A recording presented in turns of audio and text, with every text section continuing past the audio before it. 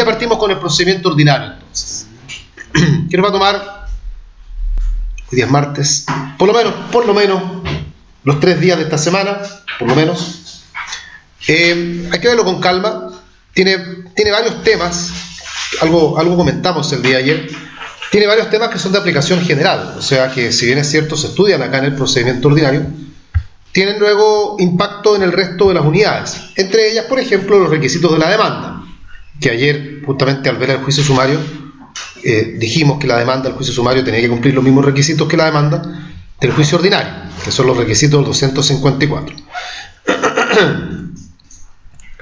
Vamos viendo, primero que todo, vamos a ver cuáles son las características que tiene el juicio ordinario. Ya, en primer lugar, el procedimiento ordinario es un procedimiento desconcentrado.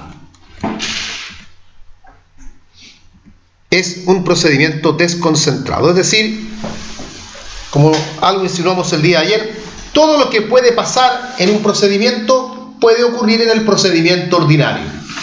Están todos los trámites presentes, por ejemplo, hay réplica, hay dúplica, puede haber demanda reconvencional, hay incidentes, hay término probatorio, hay citación a oír sentencia. Todos los trámites propios de un procedimiento están acá. Cabe destacar, como lo dijimos el día de ayer también, que es el único procedimiento dentro de los procedimientos civiles que uno puede calificarlo realmente como desconcentrado. Todos los demás procedimientos civiles, sumario, ejecutivo, familia, laboral, juicio especial, en fin, todos acotan el procedimiento, le quitan etapas, lo concentran. Este, en cambio, no, por el contrario, es un procedimiento desconcentrado. Segunda característica, es un procedimiento escrito. A pesar que hay algunas actuaciones verbales como las audiencias de conciliación o la absolución de posiciones, es un procedimiento escrito. Y por lo tanto, aún de todo aquello de lo que se pueda debatir verbalmente, quedará constancia por escrito. Tercera característica, refirámonos a la ubicación, que no lo hemos dicho. El Código de Procedimiento Civil lo regula en el libro segundo.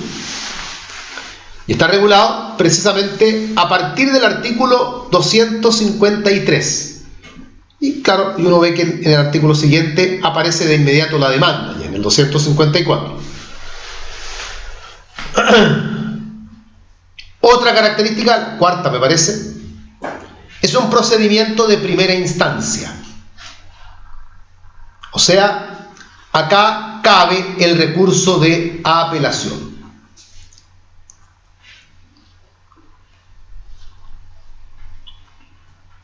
No solo en la sentencia definitiva, sino que, según las reglas generales, son apelables las sentencias interlocutorias, en fin, tal como lo estudiamos hace unas clases atrás. Otra característica, es un procedimiento de lato conocimiento. Es largo, dura 4 o 5 años fácilmente, no puede durar más incluso, y sin apelaciones de por medio. El que sea de lato conocimiento implica que acá, en teoría, el nivel de conocimiento que toma el tribunal es mucho mayor.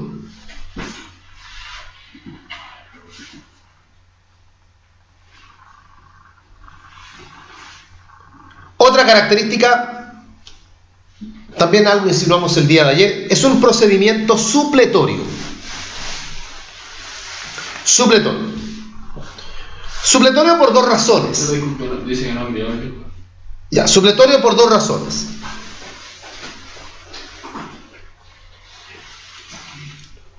Una, porque se aplica el procedimiento ordinario cuando no haya otro procedimiento indicado por ley. O sea, si estamos frente a un asunto, frente a una materia que no tenga un procedimiento señalado por la ley, se entiende que debe ser entonces procedimiento ordinario. Así que es supletorio en primer lugar por esa razón. Pero también es supletorio porque muchas de las instituciones que se tratan en el juicio ordinario luego se aplican también en otros procedimientos. O sea, las reglas del juicio ordinario suplen a otros procedimientos, sobre todo en aquellas materias en que esos otros procedimientos no tengan alguna indicación legal especial. Y volvemos al mismo tema, por ejemplo, los requisitos de la demanda. Dado que en otros procedimientos no se señala qué requisitos deberá tener la demanda, aplicamos entonces los requisitos de la demanda que señala el 254 para efectos del juicio ordinario. Otra característica es un procedimiento declarativo. La finalidad del procedimiento ordinario habitualmente, normalmente es que se reconozca un derecho, que el tribunal en la sentencia reconozca que el demandante tiene tal o cual derecho.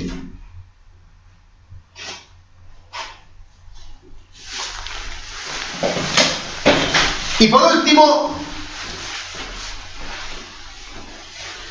¿saque esa foto ya? No. Ya. Y por último, es un procedimiento que se puede dividir en etapas. Se divide en etapas.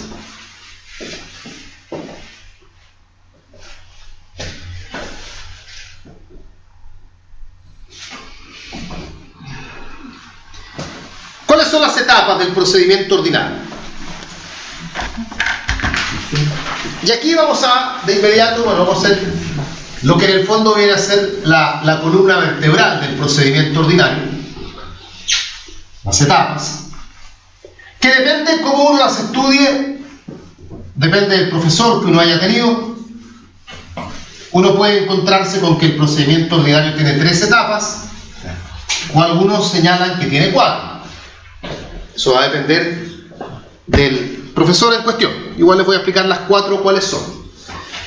La primera etapa es la etapa de discusión. Etapa o fase de discusión. En la etapa de discusión o en la fase de discusión encontramos indiscutiblemente como principales actuaciones la demanda, la contestación, la réplica y la dúplica. No digo que esto sea lo único que puede pasar acá, porque pueden haber también incidentes, se oponen excepciones, por ejemplo, dilatorias, puede haber una demanda reconvencional, hay varias cosas que pueden suceder, pero este es el centro de la etapa de discusión, la que sería entonces la primera. La segunda etapa, y acá estaría lo que la doctrina en parte agrega, algunos sí, otros no, está la segunda etapa, que es la etapa de conciliación, que está compuesto simplemente por el llamado obligatorio a conciliación que tiene que hacer el tribunal, que justamente la ley señala que debe hacerse una vez terminada la etapa de discusión, y aparece por lo tanto como una etapa anexa, a pesar que algunos profesores colocan a la conciliación dentro de la etapa de discusión, que es la otra alternativa que queda, y con eso seguimos manteniendo la hegemonía de 3 etapas. Pero algunos la separan y dicen que no es discusión propiamente tal, porque la discusión se acabaría con la dúplica. En fin, no cambia el orden y no cambia el contenido, solamente cambia la forma como lo estamos distribuyendo. La tercera etapa, de acuerdo a esto, o segunda, si ustedes quieren colocar a la conciliación dentro de la discusión, es la etapa probatoria. La etapa probatoria. La etapa probatoria estaba compuesta por la resolución que recibe la causa prueba,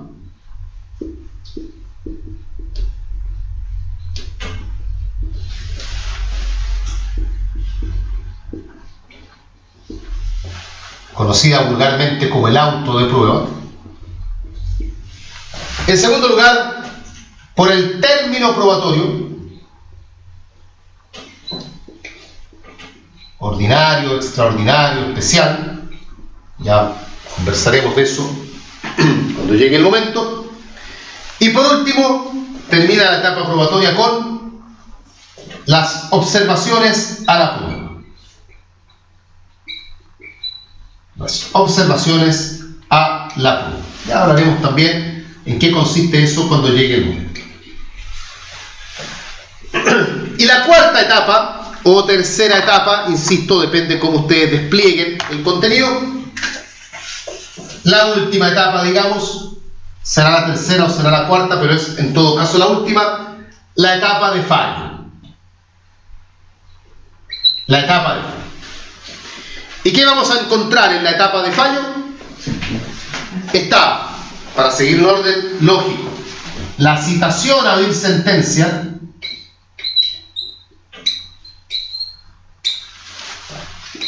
¿Qué viene luego? No. Las medidas para mejor resolver.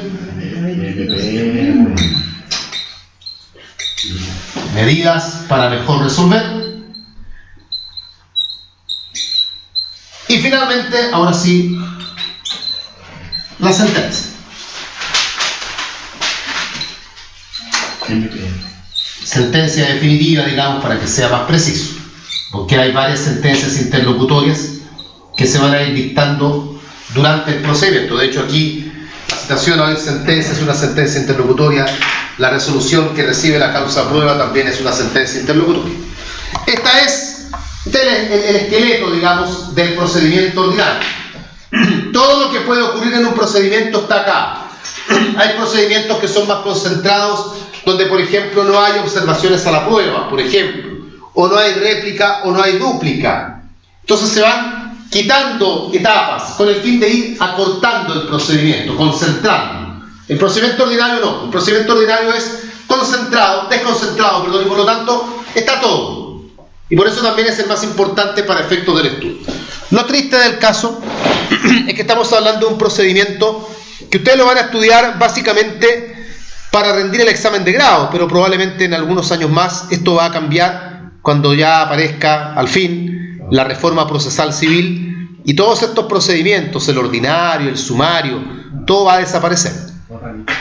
Se va a cambiar por otro que van a tener que estudiarlo de nuevo entonces, pero ya a esa altura se supone para ejercer la profesión. Ahora, si demoran mucho dar el examen de grado, en una de esas los pilla y van a tener que estudiarlo entero de nuevo, y eso es ya, pero no se ve para cuándo aún, ya, porque esta cuestión de que se viene la reforma es casi poco menos desde que yo estudiaba en la universidad, así que no es una cuestión que esté a puertas de. Tuvo un periodo hace unos 3 años más o menos, tal vez 4, en que estuvo muy a portas, que se habló bastante del tema, incluso varias universidades organizaron seminarios sobre el tema y ya como que se veía venir, y de repente se ha ido estancando un poquitito. La agenda política no le ha dado espacio, claro, se han ido por otros lados y bueno, ahí va quedando en espera. Bien. Partamos entonces con el procedimiento ordinario ya propiamente tal. Vamos a ver, si queremos ser más precisos, el llamado procedimiento ordinario de mayor cuantía, que es justamente el que está descrito ahí en la pizarra. Y vamos a comenzar en orden. Nicole pregunta por la demanda reconvencional. Bueno, como les dije, la demanda reconvencional iría en el periodo de discusión. No vamos a ubicarla todavía temporalmente porque eso lo vamos a ver, pero iría ahí, digamos. Vamos a tener que verla cuando llegue el momento y ahí sabremos exactamente en qué momento va.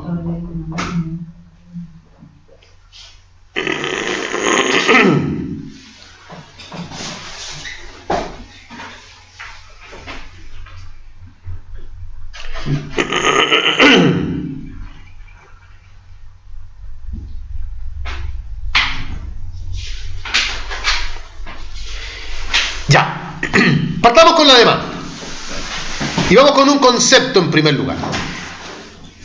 ¿Qué es la demanda?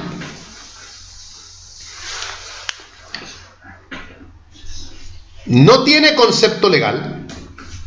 No tiene concepto legal. Así es que vamos a dar un concepto doctrinario. Ustedes pueden cambiarlo por otro, como les digo siempre, si encuentran algún otro que les convenga más o que les sea más fácil de aprender. Diremos que la demanda es el acto jurídico procesal. Acto jurídico procesal del actor, para no decir demandante, para que no suene tan repetitivo, pero igual podrían decir demandante. Acto jurídico procesal del actor, por el cual éste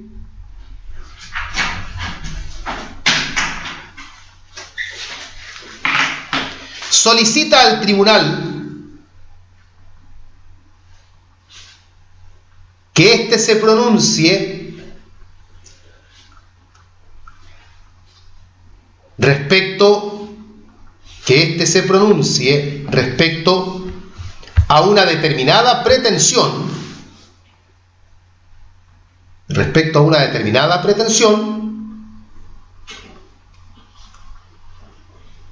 sustentada en la acción respectiva. Sustentada en la acción respectiva.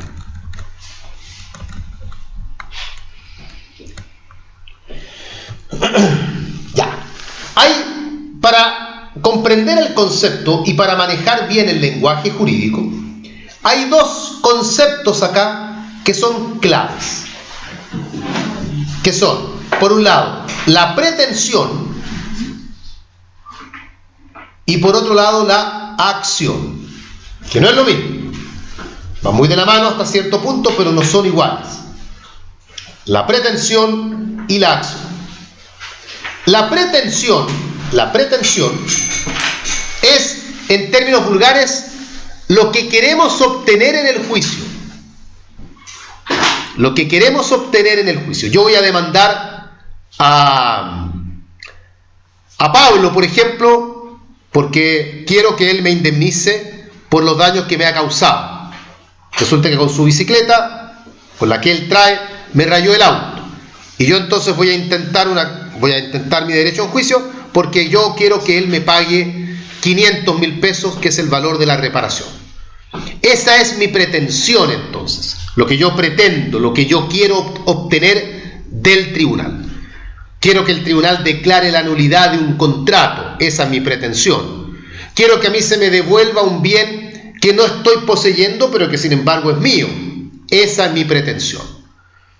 La pretensión aparece en la demanda y especialmente está en la parte que uno denomina las peticiones concretas, o sea, en el por tanto, independiente que aparece descrita dentro del cuerpo de la demanda también, particularmente está ahí. Por tanto, solicito, su señoría, condene a Pablo a pagar la suma de 500.000 pesos a título de indemnización de perjuicio. Ruego, usía, proceda a declarar la nulidad absoluta del contrato. Ruego a su señoría ordenar que el poseedor me restituya el bien en el plazo señalado por usted, bla, bla, bla. Esa es la pretensión. La pretensión dura todo el juicio, de principio a fin, sea la instancia que sea. Uno siempre tiene la pretensión. Llevo 5 años en juicio y mi pretensión no ha cambiado: que Pablo me pague la indemnización de perjuicios que corresponde.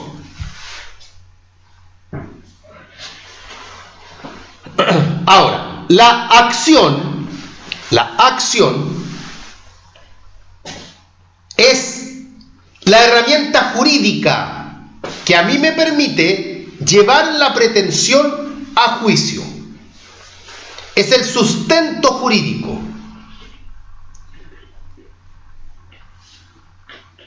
No olviden que, en el fondo, como es un procedimiento declarativo, lo que estamos pidiéndole al tribunal es que se reconozca un derecho, sea un derecho personal o sea un derecho real, que me reconozcan mi derecho a que Pablo me pague una indemnización de perjuicios, que se reconozca mi derecho de dominio sobre el bien que está poseyendo Pedro.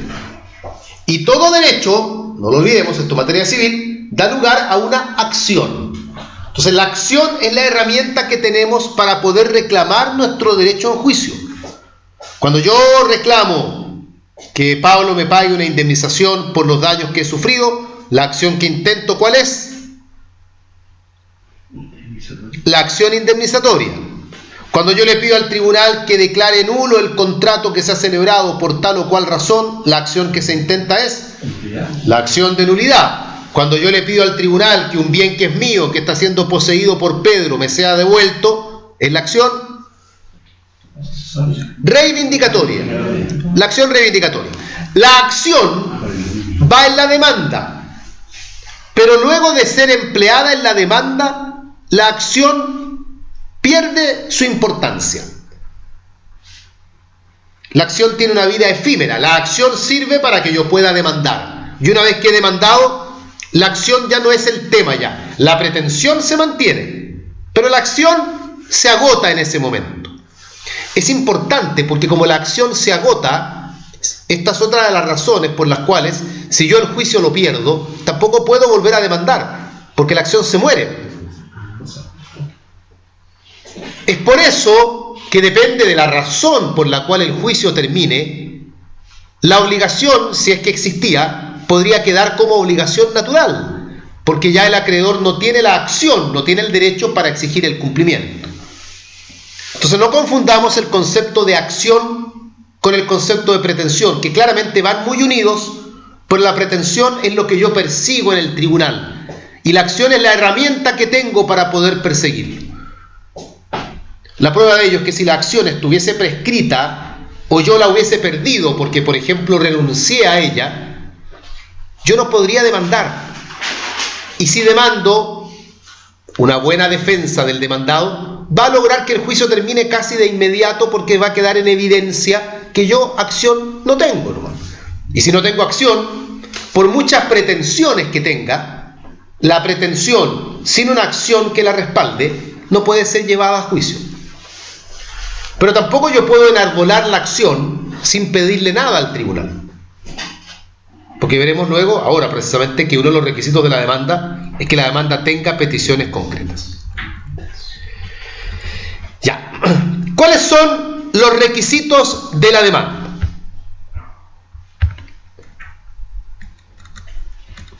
Requisitos de la demanda.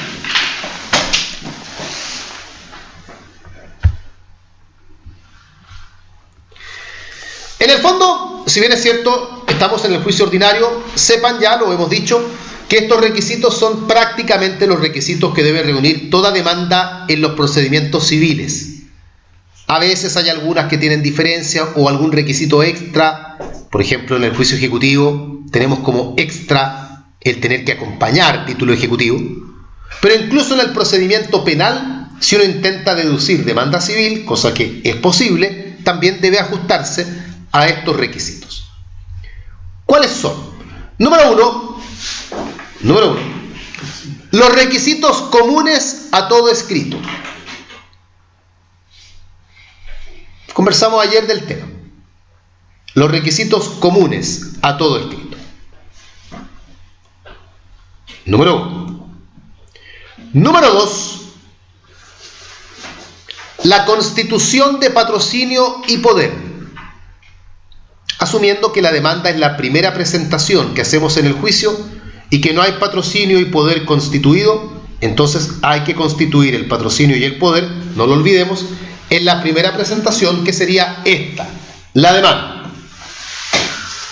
Y número 3, los requisitos particulares de la demanda, que son justamente los requisitos que señala el artículo 254 del Código. El artículo 254. Vamos a ver ese artículo. Típica pregunta de examen de grado. Una típica pregunta que además creo que se los dije en su momento, bueno, no lo he dicho, pero lo digo ahora. Esta es una pregunta que revela que el profesor está de muy buen ánimo, porque es una pregunta que tenemos que calificarla como una pregunta bastante sencilla, Y como hemos visto antes, en lo que es sencillo también radica muchas veces el peligro, porque a veces, cuando el alumno no se sabe los requisitos de la demanda, chuta, como que no hay mucho más que hacer. Así que hay que manejarlo bien. Vamos viendo cuáles son los requisitos de la demanda, sin complicarnos en demasía. Letra A, la designación del tribunal. Designación del tribunal. En este caso, la designación del tribunal corresponde a indicar cuál es la jerarquía, la categoría del tribunal. Esto es, por ejemplo, señor juez de letras en lo civil. Piensen que cuando uno presenta la demanda, uno todavía no sabe cuál. Ya, volviendo al ejemplo de Santiago, son 30 juzgados civiles. Yo no sé, cuando presento la demanda, no sé cuál me va a tocar, porque recién ahí se va a distribuir. Así que yo no puedo ahí en la demanda decir, señor juez de letra en lo civil cuarto, o séptimo, o décimo, no tengo idea todavía. Pero ya individualizándolo, basta con eso. Usualmente son las siglas, ya, SJL, CA, CI, en fin, ya, lo que sea, depende del tipo de tribunal. Segundo, letra B. Perdón, ¿y cómo se salen los juegos locales? ¿Cómo se hace? El de revisen el auto de tu Sí. cual. ¿Cómo lo hacen allá demandado en policía local? No, pero ¿cómo se singulariza? Sí. O sea, primero que todo, tú puedes singularizar con la expresión completa, ¿eh? El que tengas que usar una sigla no es obligatorio. Entonces, tú puedes poner ¿cómo se presenta? Sí. Se presenta directamente en el tribunal. ¿Cuál de los dos? Depende, es que cada comuna maneja internamente cómo distribuye las causas en policía local. Eso se maneja por ellos, digamos. No hay una determinación previa ahí. Claramente no hay distribución por corte de apelaciones, bueno, ya no hay distribución de corte, pero nunca hubo tampoco. Depende de cada comuna en este caso. Además que no siempre hay dos. Por eso, entonces, ¿cuál de los dos? Claro, no siempre hay dos. Bueno, segundo requisito, letra B, 254. Sinteticémoslo para no leer todo, en que corresponde individualizar al demandante. Nombre, apellidos, domicilio, profesión u oficio. Y uno igual coloca la nacionalidad, el estado civil, la cédula de identidad.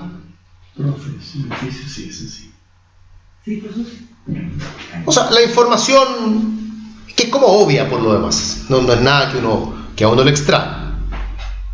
Si son varios demandantes, hay que individualizarlos a todos.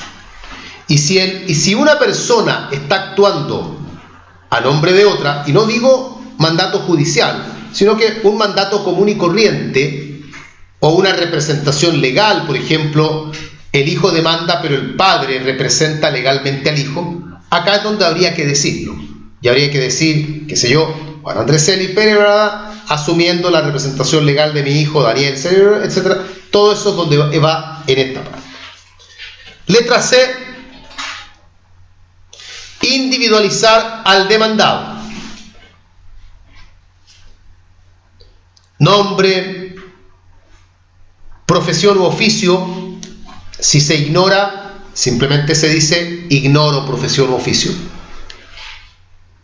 Si es estudiante, uno dice estudiante. Si es dueña de casa, uno coloca dueña de casa. Todas esas cosas suelen ir ahí. Se agrega también el domicilio, muy importante porque hay que practicar por lo menos la primera notificación. Así es que hay que saber cuál es el domicilio. ¿Y por qué hablo de la primera? Porque luego el demandado nombrará mandatario judicial y ahí las notificaciones que se deban hacer en domicilio se harán en la oficina del abogado ya, pero la primera hay que hacérsela personalmente al demandado y para eso tenemos que tener domicilio. Y también va la nacionalidad, la cédula de identidad y todo lo demás. Si son varios demandados, también hay que singularizarlos a todos. En materia civil, esto es también cultura general, no se puede demandar a personas indeterminadas. No es como penal, en que uno se querella contra quienes resulten responsables. Ya, eso se puede en penal, pero en civil no. Ahora, puedes demandar a una persona natural, a una persona jurídica, en eso no hay problema, pero tiene que ser siempre al menos alguna persona determinada.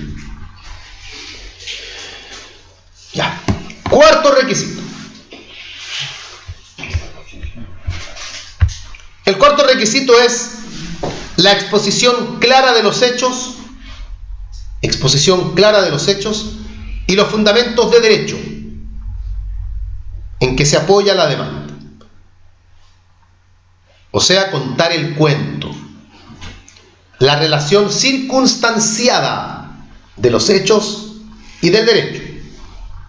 Y la historia se cuenta como uno estime pertinente. Hay abogados que cuentan la historia, pero ya yo he visto demandas que son verdaderas novelas donde hablan, pero ya con pelos y señales de todo. Otros que son más escuetos y señalan lo pertinente, ¿no? Cada uno describe como pretende, como quiere, los hechos. Y el derecho también hay que señalarlo. No se trata de hacer un informe en derecho en la demanda, se trata simplemente por lo menos de ir citando cuáles son los artículos en los que fundamos nuestra pretensión. Y por último, quinto, lo que denominamos las peticiones concretas. Las peticiones concretas, es decir, la enunciación breve, clara, precisa, de las peticiones que se someten al fallo del tribunal.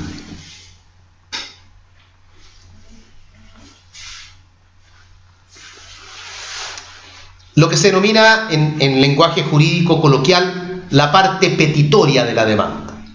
En el fondo, como ya hemos dicho, la pretensión, que uno la individualiza, como ya les dije, porque va luego de la expresión por tanto. Por tanto, ruego, señoría, que el demandado ya individualizado en auto sea condenado a pagar la suma de 500.000 pesos más reajustes e intereses correspondientes a la fecha de dictación de sentencia, y bla, bla, bla.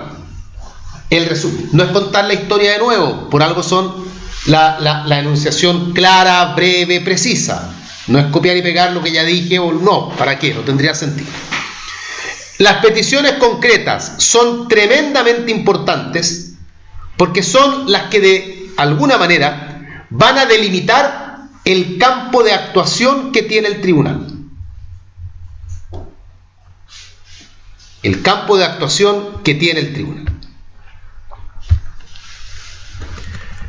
Justamente cuando uno contrasta la sentencia con estas peticiones concretas, uno podrá determinar si hubo ultra petita, infra petita, minus petita, extra petita, que son todas las figuras que se pueden dar cuando el tribunal falla más, falla menos, no falla todo, en fin.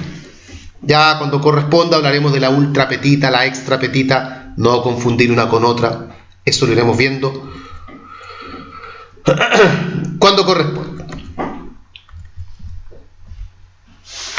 Ahora, para responder un poco lo que pregunta Hugo, a no olvidar que la ley sobre tramitación electrónica también ha señalado, ha dispuesto que la presentación de la demanda se debe hacer también por vía electrónica. Se hace a través de la oficina jurídica virtual.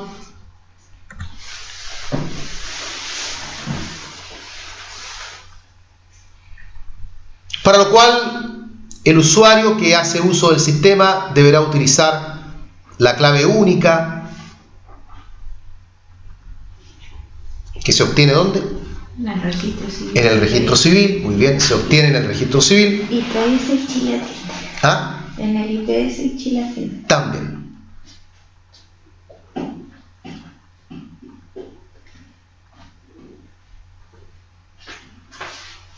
La clave única sirve como firma electrónica, pero sirve solo como firma electrónica simple, nada más. Eso es para dar fe de que si yo subo un escrito, o se sube un escrito, aunque no lo suba yo, pero se sube un escrito utilizando mi clave única, para todos los efectos legales se entiende que el escrito lo he subido yo, y quien por ende suscribe el escrito soy yo. Esto es importante, ¿por qué? Porque ya no hay necesidad de que el escrito vaya firmado. Y no me refiero a la demanda, no me refiero al patrocinio y poder, me refiero a un escrito cualquiera, que uno lo debía firmar para presentarlos. El uso de la clave única electrónica reemplaza esa firma, independiente que uno igual lo firma, para efectos de evitar cualquier conflicto, y lo escanea y lo manda, pero igualmente no es necesario. Para la demanda sí es distinto, porque la demanda tiene que ir con firma electrónica avanzada, para constituir el patrocinio y el poder, a menos que se usen alguna de las otras formas análogas que explicamos en su momento. No me voy a referir, porque no se los van a preguntar, y no es el objeto del curso, a cómo se suben al formato que tiene que ser PDF, que no puede pesar más de 10 megas. Todas esas cosas no las vamos a ver porque no vienen al caso, ¿ya? La pueden ver en la ley. No creo que se pregunten en examen de grado cuestiones tan técnicas como esto. De todas maneras, si uno quiere acompañar documentos, los documentos también hay que escanearlos y hay que subirlos junto con la demanda. Ahora bien, ojo, no es obligatorio, y no lo digo por la ley sobre tramitación electrónica, lo digo en general, no es obligatorio acompañar documentos. Yo puedo presentar perfectamente una demanda sin acompañar ningún documento. Lo iré acompañando eventualmente. Y obviamente, si opto por no acompañar ningún documento, probablemente voy a perder un medio de prueba importante. Pero si yo no tengo ningún documento, igual puedo demandar. Y lo hago presente, ¿por qué? Porque antiguamente uno de los requisitos de la demanda era que las demandas debían contener documentos fundantes. Eso se derogó hace muchísimos años ya. Y la única demanda que por ley todavía debe tener documento fundante es la demanda ejecutiva, porque debe tener el título ejecutivo. Pero es por eso. Ahora, en la práctica, en lo habitual, uno suele acompañar algún documento en la demanda también, ¿ya? Pero créanme que si uno no lo acompaña en ese momento, se acompañará más adelante. Bien, pregunta también muy frecuente de examen, dentro de lo que estamos hablando. ¿Qué ocurre si se omiten los requisitos de la demanda?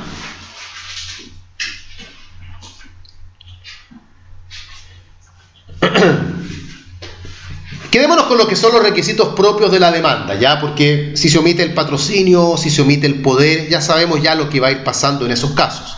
Pero ¿qué sucede cuando uno omite los requisitos del 254? Sí, los tres primeros tienen la particularidad de que si se omite cualquiera de ellos, cualquiera de los tres primeros, la ley señala que el tribunal está facultado para no dar curso a la demanda de oficio, o sea, tenerla por no presentada. No está obligado ya, ojo. O sea, si falta un requisito, el tribunal igual puede dar curso a la demanda. Dar curso significa proveer traslado en este caso. Pero también el tribunal podría decir, téngase por no presentada por omisión del requisito, qué sé yo, número 2 del 254. Pero la jurisprudencia ha dicho que también el tribunal tiene que actuar con prudencia, porque habrá que ver qué es lo que falta. Que, por ejemplo, si falta el oficio del demandado, no es para dejar a la demanda por no presentada. Técnicamente sí, porque uno podría decir no se cumplió con el requisito, pero la jurisprudencia ha dicho que los jueces tienen que ser criteriosos para ver qué es lo que realmente está faltando. Eso cuando se omite cualquiera de los tres primeros requisitos. Ahora bien, si se omite cualquiera de los 5 requisitos, cualquiera de los 5, del 1 al 5, del 254, la parte demandada puede hacerlo presente a través de la excepción dilatoria ineptitud del libelo. Es decir, y para no equivocarse, porque acá es frecuente que los alumnos se confundan, la ineptitud del libelo no corresponde solo por haberse omitido o el requisito 4 o el requisito 5. Los alumnos a veces malentienden la figura y dicen, si se omiten los 3 primeros, el tribunal de oficio puede no dar curso. Y si se omiten los otros 2, va la ineptitud del libelo. No, la ineptitud del libelo puede ir por cualquiera de los 5.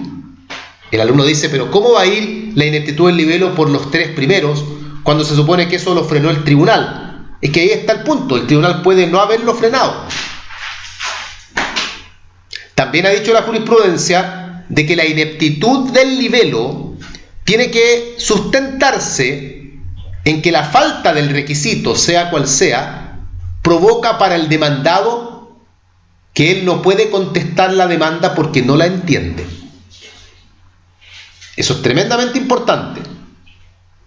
No es la falta de cualquier cosa. El demandado, en el fondo, ¿qué es lo que está diciendo? ¿Saben qué? A mí me encantaría contestar la demanda, pero no la puedo contestar porque no entiendo lo que quiere el demandante. Por ejemplo, el demandante en ningún momento dijo cuáles eran sus peticiones concretas. Entonces, ¿cómo voy a contestar? ¿Cómo me voy a defender si no sé lo que el otro me está pidiendo a mí? Y esto la jurisprudencia lo ha hecho para evitar que se dilaten los juicios con ineptitudes del libelo, porque de repente faltó colocar, qué sé yo, la comuna en que vivía el demandante, o faltó colocar el segundo apellido, o Pérez lo escribieron con S y no con Z. La gente de repente, con tal de dilatar, hay abogados que se agarran de cualquier cuestión hasta que aquí era punto seguido, colocaron punto aparte. Entonces, por eso tiene que ser algo que provoque que la demanda no puede ser comprendida. Bien, sigamos. Estamos en la demanda todavía, que es un tema largo. ¿Cómo se resuelve la demanda? ¿Cómo se resuelve la demanda? Suponiendo que cumpla con todos los requisitos que hemos descrito, suponiendo que cumpla con todos esos requisitos, la demanda se va a resolver. ¿Cómo se va a resolver? Traslado. Es un juicio ordinario, no lo olvidemos. En el sumario sabemos que se resuelve de otra forma, y en el ejecutivo también se resuelve de otra forma, pero esto es un juicio ordinario. La resolución que recae es traslado.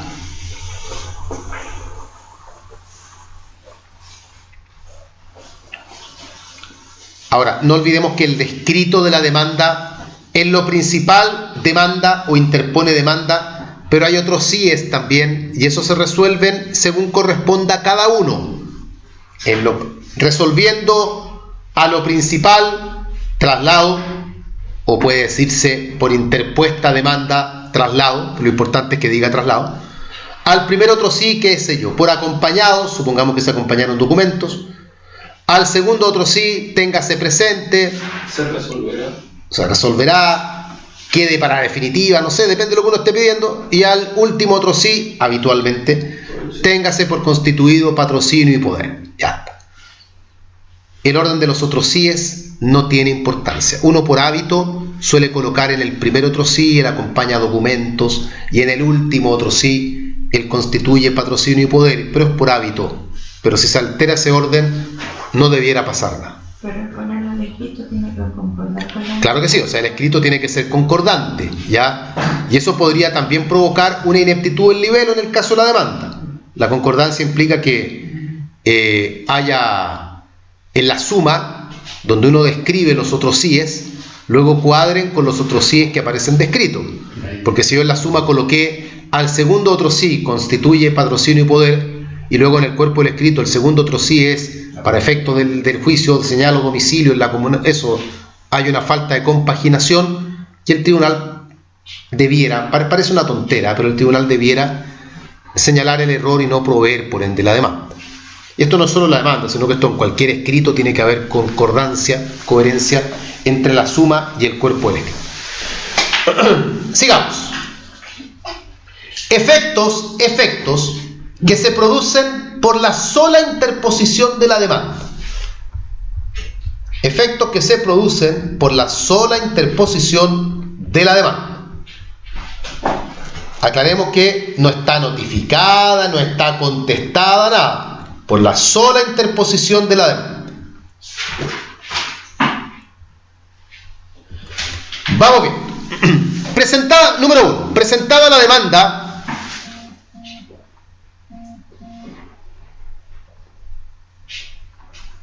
se entiende interrumpida la prescripción. Se entiende interrumpida la prescripción siempre y cuando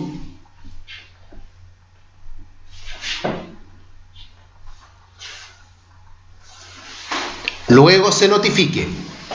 Y lo hago presente porque las últimas doctrinas sobre esta materia señalan que hay que notificar, pero una vez que se notifica, la interrupción se retrotrae al momento de la presentación de la demanda. Esto lo estudiamos en prescripción de todas maneras. Número 2. Segundo efecto por la sola presentación de la demanda. Se entiende prorrogada la competencia de parte del demandante. Suponiendo que haya prórroga, porque puede que no haya prórroga, pero si estamos en un escenario de prórroga, la presentación de la demanda implica prórroga de parte del demandante. Luego el demandado prorrogará, esto lo vimos ya, cuando conteste o cuando haga cualquier cosa sin alegar la falta de competencia del tribunal. 3.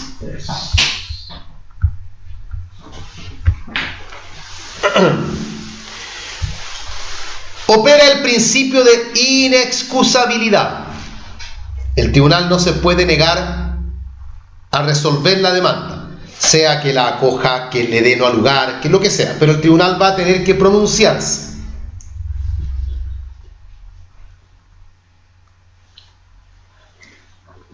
Cuatro, se van a producir todos los efectos que la ley contemple para situaciones particulares. Todos los efectos que la ley contemple para situaciones particulares. Por ejemplo, en materia de bienes familiares, la ley señala que la sola presentación de la demanda deja al bien como bien familiar con carácter provisorio. En eso el Código Civil, el 141, me parece que es ese artículo, señala expresamente que es con la sola presentación de la demanda.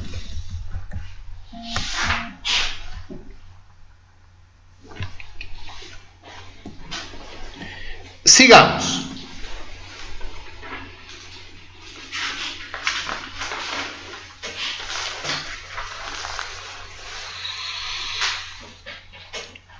Todavía estamos en el tema demanda.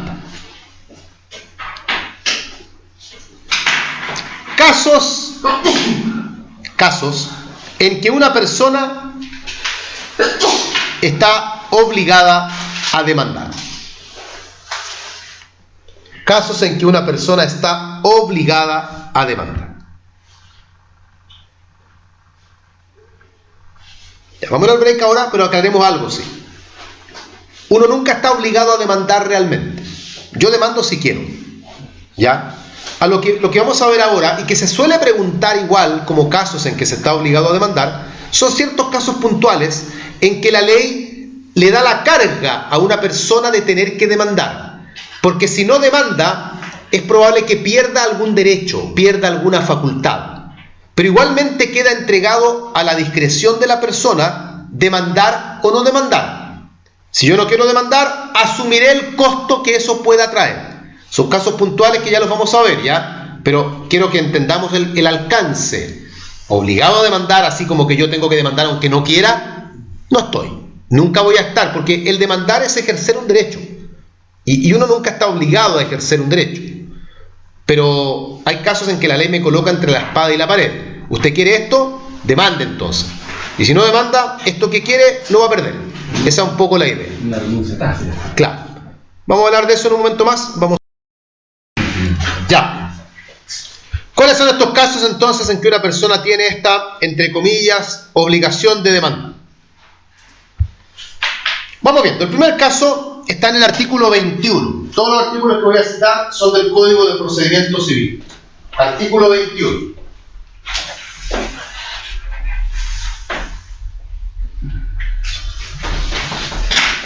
Este caso consiste en lo siguiente.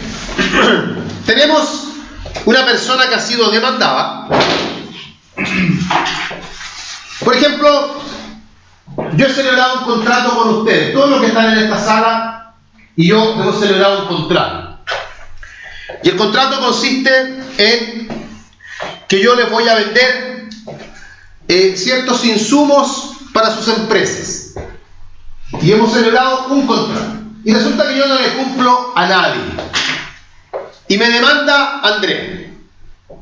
Y yo como demandado, percatándome de que Andrea me está demandando y asumiendo que eso puede provocar que que no solamente me demande Andrea, sino que después me demanden todos al fin y al cabo, yo le hago presente al tribunal que hay otras personas que también me podrían demandar por lo mismo. Entonces, frente a eso, el tribunal notifica a todas esas otras personas advirtiéndoles que van a tener un término de emplazamiento para demandar. Y que si no demandan, pierden el derecho a demandar con posterioridad. ¿Por qué razón? Porque lo que yo quiero evitar como demandado es verme envuelto en 5, 6, 7 juicios paralelos con el costo que para mí, que voy a ser el mismo demandado en todos ellos, que para mí significa. Entonces yo advierto al tribunal de que otras personas me podrían demandar por lo mismo y que los demás en el fondo se adhieran a la demanda. Y si no lo hacen, pierden el derecho a demandar con posterioridad. Entonces, ¿estoy obligado a demandar? No, no estoy obligado. Si no quiero, no demando. Pero si no demando, voy a perder el derecho para hacerlo luego. Entonces, ahí está un poco la carga procesal. El segundo caso, tal vez el más conocido, artículo 280, siempre como les he dicho, del Código de Procedimiento Civil, asociado con las medidas prejudiciales precautorias. O sea, no cualquier medida prejudicial, las precautorias. Miren, hay medidas prejudiciales preparatorias, hay medidas prejudiciales probatorias y hay medidas prejudiciales precautorias. Son estas últimas las que nos importan ahora. La ley señala que cuando una persona solicita una medida prejudicial, precautoria, y el tribunal la concede, el solicitante tendrá un plazo de 10 días para demandar. Y la ley lo obliga, entre comillas, a demandar dentro de esos 10 días. Si no demanda, ¿qué pasa? Más allá de que se va a quedar sin efecto la medida precautoria, tendrá que indemnizar los perjuicios que haya causado y para todos los efectos de la indemnización de perjuicios, su conducta se mirará como una conducta dolosa. Este es uno de los casos en que se presume dolo, por eso en materia civil este ejemplo lo habíamos colocado ya. Si usted no demanda luego de 10 días, dentro de 10 días, luego de aprobada una medida prejudicial precautoria, ¿por qué? ¿Por qué pasa todo esto? Porque las medidas prejudiciales precautorias causan una incomodidad, un perjuicio. Una medida prejudicial precautoria, por ejemplo, yo pida que sobre los bienes de Pablo no pueda celebrar un contrato, por ejemplo. Entonces, eso para él es perjudicial. Entonces, si el tribunal me está acogiendo esto, lo acoge porque el tribunal entiende que yo ahora voy a demandar. Y por lo tanto, el tribunal me dice, la ley me dice, tiene 10 días para demandar. Tercer caso. Artículo 269. 269. La jactancia.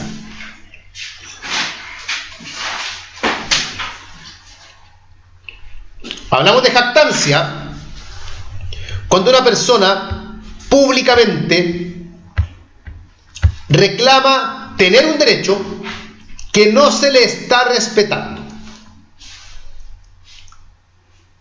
Yo públicamente digo en clases, en reuniones de amigos, digo, Pedro me debe dinero y no me lo ha pagado. ¿Hasta cuándo tengo que esperar a Pedro? Y lo coloco en mis estados de Facebook y todo lo demás. Entonces llega un momento en que claramente para la persona afectada, como sería Pedro en el ejemplo, esto resulta bastante incómodo. Él puede iniciar una jactancia, lo que significa que él puede hacer llegar estos antecedentes al tribunal para que el tribunal notifique al jactancioso, que es la persona que dice tener este derecho, para que esta persona demande. O sea, la postura de Pedro, ¿cuál es? Mira, si tú le andas diciendo a todo el mundo que yo te debo dinero, demándame entonces. Y demándame ahora. ¿Cuál es la idea? Se da un plazo de 10 días para que el jactancioso demande. Y si no demanda, pierde el derecho a demandar con posterioridad. ese derecho, si es que lo tenía, lo pierde. 10 días, ¿no? 10 días, la verdad es que son 10 días, pero se podrían extender, porque si a mí me llega la notificación de la jactancia, también es cierto que yo en 10 días no alcanzo a contratar un abogado, preparar una demanda, entonces le puedo pedir al tribunal que el plazo sea prorrogado, pero en principio son 10 días.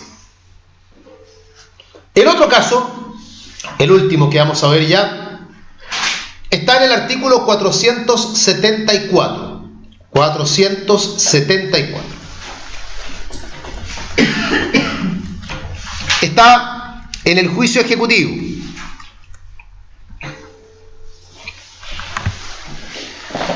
Aquí también démosle un poco de contexto.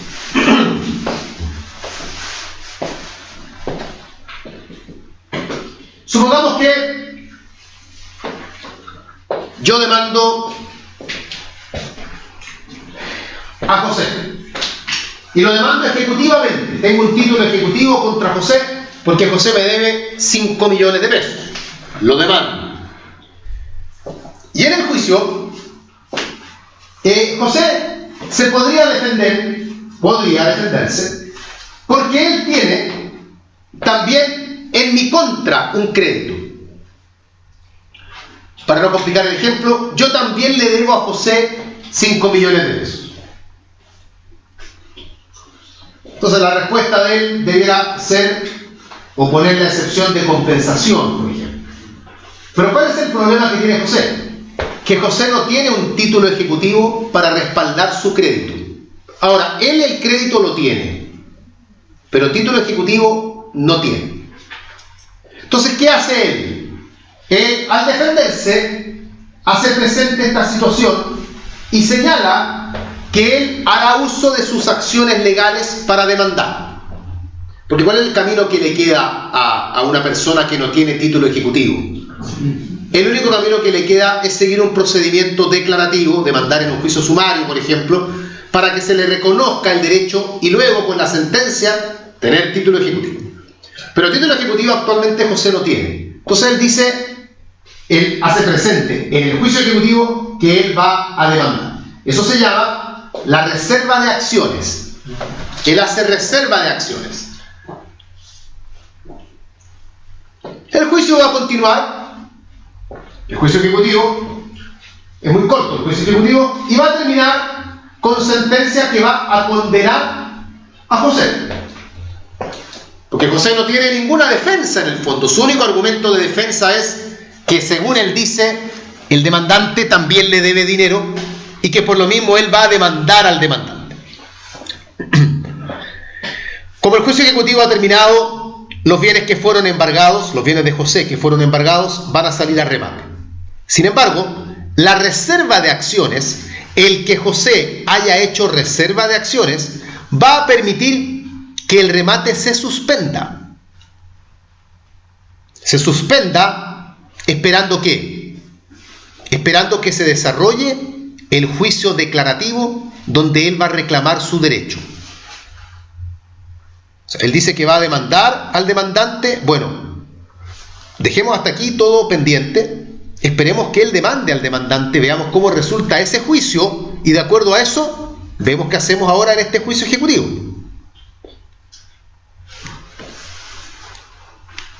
Y aquí está lo que nos interesa. ¿No fue una consulta? Sí.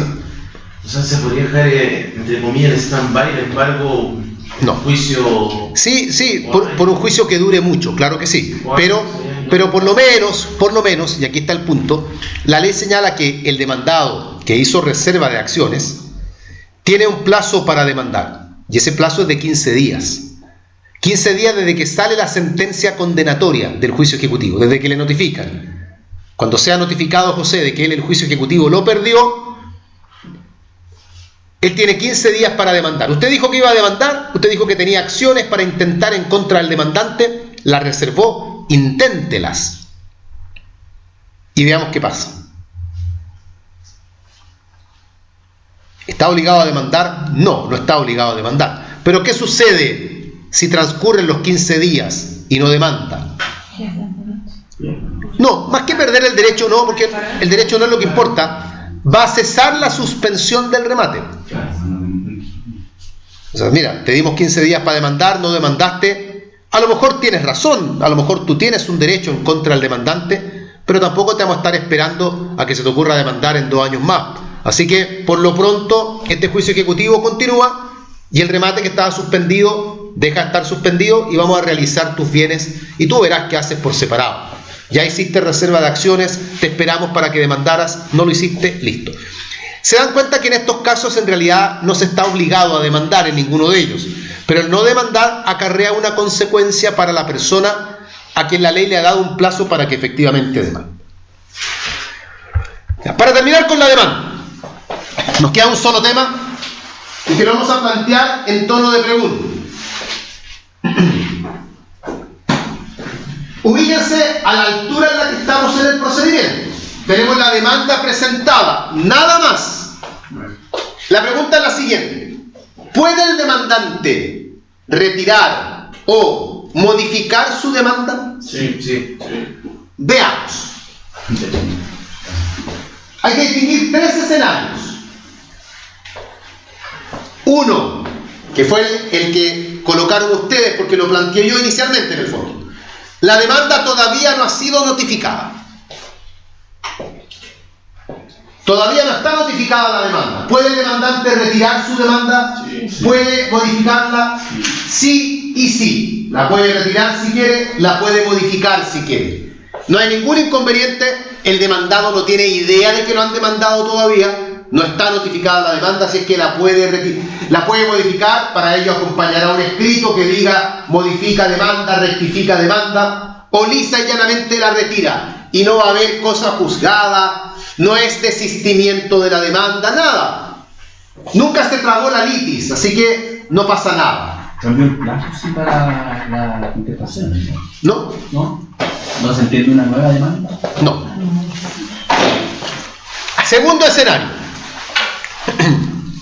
La demanda ya está notificada. Ya está notificada, pero no ha sido contestada todavía. Ya está notificada, pero no ha sido contestada.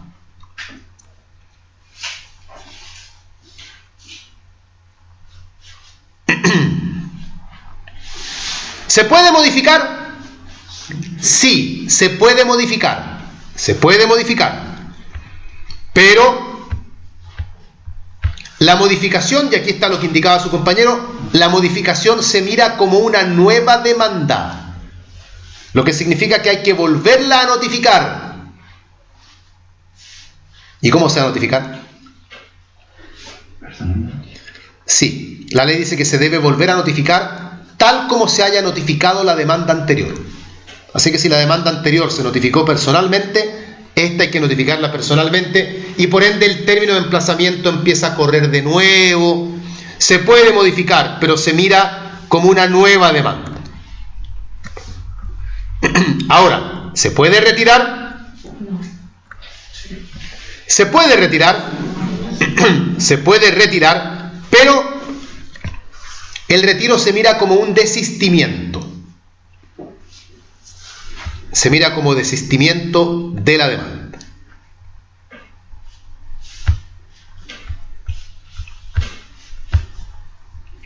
Tercer escenario, este es el más obvio.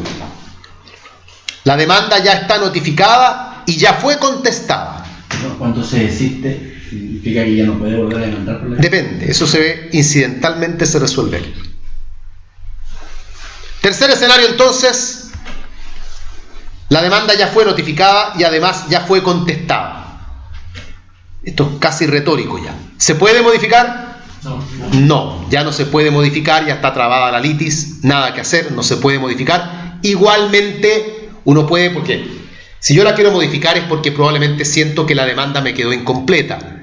Para ello está la réplica después. Yo con la réplica podré tratar de enderezar un poco el asunto. Pero lo que es la demanda en sí ya no se puede modificar. ¿Se puede retirar? Sí, pero también se va a mirar como un desistimiento de demanda.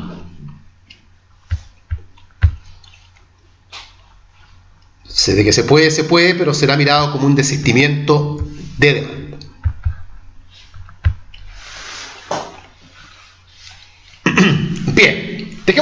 capítulo para mañana. Hemos terminado con la demanda. Para seguir el orden lógico del procedimiento, ahora viene... No, todavía no. El emplazamiento. Y luego el emplazamiento no viene a la contestación al tiro, sino que tendremos que ver, también lo veremos mañana, las actitudes que puede tomar el demandado. Una de ellas es contestar, pero no es la única. Entonces ahí tendremos que ir viendo una por una las actitudes que el demandado puede tener.